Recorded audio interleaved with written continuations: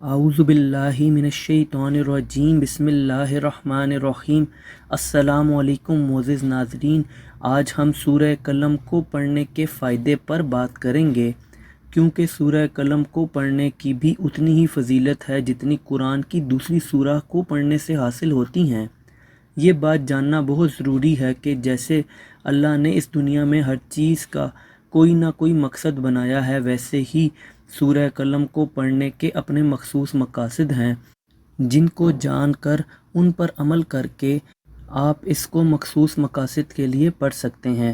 ویسے تو قرآن پورا ہی شفا ہے، مگر قرآن کی ہر سورہ کو اس کے مخصوص مقاصد کے لیے ہی پڑھنا بہتر ہے، جس کا نتیجہ یقیناً حیران کن ہوگا۔ سورہ قلم قرآن پاک کے 29ویں پارہ کے اندر موجود ہے۔ اگر کوئی سخت بیمار ہو تو سورہ قلم کی تلاوت شروع کر دیں اور اس کا ورد روزانہ کریں۔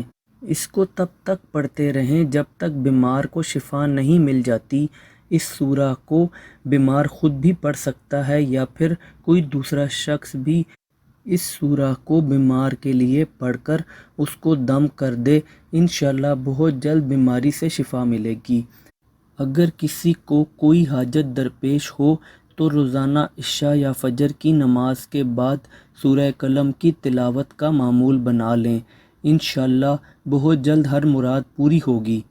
اگر کسی پر مصیبتیں اور بلائیں ٹوٹ پڑیں اور کسی صورت نکلنے کا راستہ نہ ملتا ہو تو ایسی صورت میں سورہ قلم کی تلاوت عصر کی نماز کے بعد پڑھنے کا معمول بنا لیں اور روزانہ پڑھ کر اللہ کے حضور گڑ گڑا کر دعا کریں، انشاءاللہ ہر مصیبت پریشانی سے نجات حاصل ہوگی۔